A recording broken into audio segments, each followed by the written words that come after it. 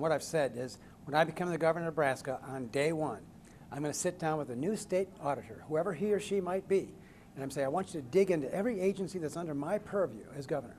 Dig as deep as you can and bring it all forward, as ugly as you can find it, out in the public square for everyone to see, and then we'll sit down and talk about how we're going to get it fixed.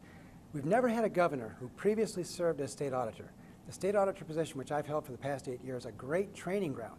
You learn so much about state government operations, where the problems are, where the weaknesses are, where the financial deficiencies are. We can get these things fixed. These are fixable problems, and if we can do that, we can run our government more efficiently and hopefully bring some meaningful tax relief to the people of Nebraska.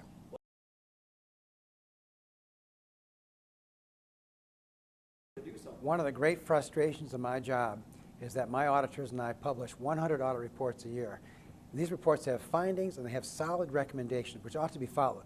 We turn these published reports over to the agency directors and they say, well, thanks very much, see you next time. And they have no intention whatsoever of fixing these problems. But as governor, we can step in and say, you agency directors, you're going to work with this state auditor, you're going to implement those recommendations, and you're going to clean up these problems.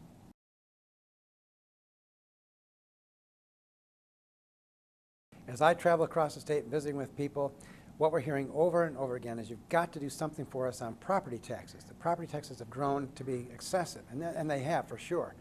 The irony is the state of Nebraska does not levy a property tax. It's the local governments. But the state can have some influence on those property taxes. We can bring some relief. There's a property tax credit program. There's the school aid formula, which could be ramped up and take some of that pressure off the local property tax. And I think we can do that. We've got some money in our rainy day fund. This is our opportunity to bring some real property tax relief for people in Nebraska. We ought to move forward with that.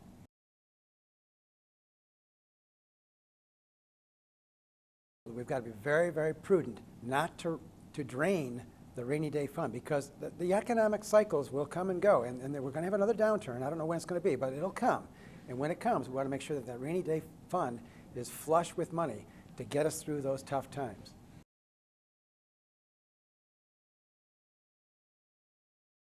I'm strong pro-life. When I was in the legislature, I passed 5 pro-life bills. I don't think there's ever been a single senator in the 41-year history of Roe versus Wade abortion jurisprudence that a senator has passed 5 pro-life bills. I've got that done, and that was with Ernie Chambers in the room. A lot of knockdown, drag-out battles, but I got past it. We got them done. And pro-Second Amendment, very much a fiscal conservative, voted against tax increases, and now I've got this 8-year track record as a state auditor. People are responding very favorably to my track record. They can see what I've done, and they can see that some of the other candidates in this race don't have a resume that can match mine.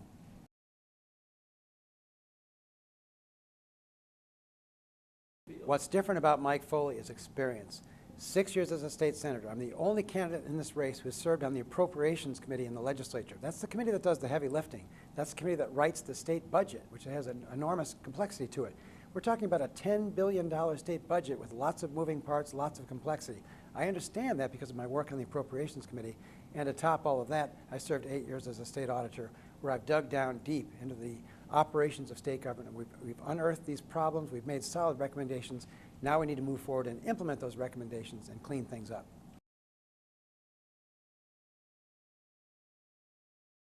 And we've got to be very respectful. When we set policies in Lincoln, we've got to be very respectful of local government and local conditions, because the people closest to their local county governments and city governments, they know best how they want to run their government operations.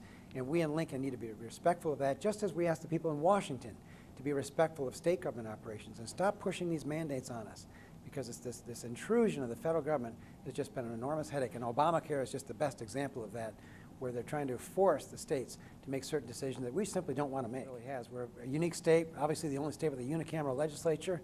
We took a risk with that back in the 20s and 30s, and it's worked out very well. And on the same token, we need to be respectful of local government. Let the decisions occur closest to the people, where they can see it and then react to those who are making those decisions.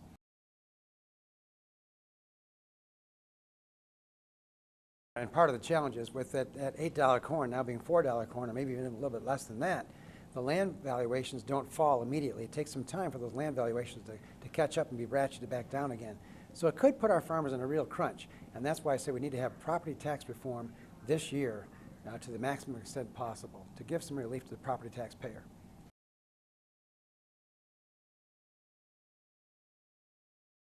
We're getting a great response. We had a wonderful event in Hastings last night, then we came right over here to Grand Island, did a big event at a private home last night, had a good turnout, a lot of enthusiasm, a lot of support. We think we're in a position to win this election on May 13th.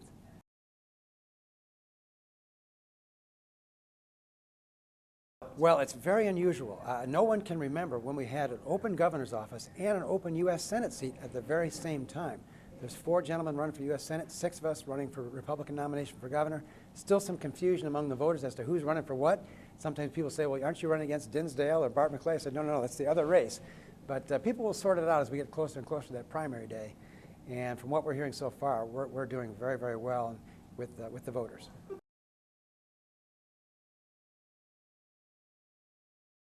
Yeah, it is. It's very healthy for the process, for people engaged, and May 13th is going to be a huge day politically for the people of Nebraska, and I hope they'll show up and vote on that election day. The sad reality is primary elections typically have a much lower turnout.